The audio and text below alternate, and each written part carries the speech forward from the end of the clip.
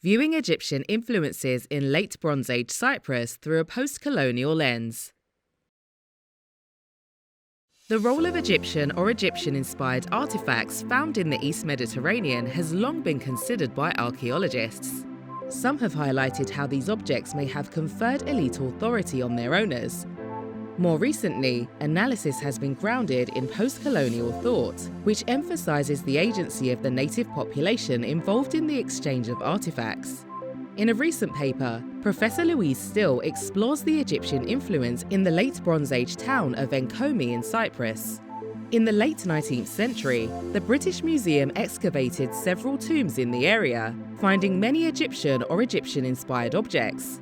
To date, most studies of these Egyptian objects found in Cyprus have focused on describing and classifying them, rather than exploring their social roles. However, Steel analyzes these artifacts through the lens of cultural hybridization, specifically drawing on Homi Bhabha's concept of third space. In this context, third space is defined as an in-between space where two or more cultural identities mix and become materially entangled. In the late Bronze Age, Cyprus was beyond the reach of Egyptian colonial activity. However, it was integrated into multiple networks of contact, diplomacy, and exchange with the Egyptians. At the time, Enkomi was a thriving trading centre and cosmopolitan hub, a place where new materials and social practices were imported and shared between local Cypriots and other peoples. Pottery, jewellery, and other objects were incorporated from Egyptian and other cultures into everyday life in Cyprus. The idea of third space enables us to look at this intermingling of differences without an assumed hierarchy. It recognises people's agency and how they actively rework new ideas and objects into their own identities and practices.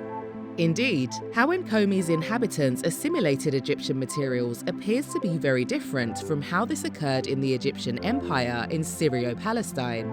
For example, in one tomb, archaeologists found Egyptian royal objects dating to the 14th century BC. Notably, they found a gold and enamel broad collar which, in Egypt, would have been an indication of royal favour. However, this collar was likely incorporated within the Cypriot dress code alongside other jewellery, accruing meaning and social capital over time.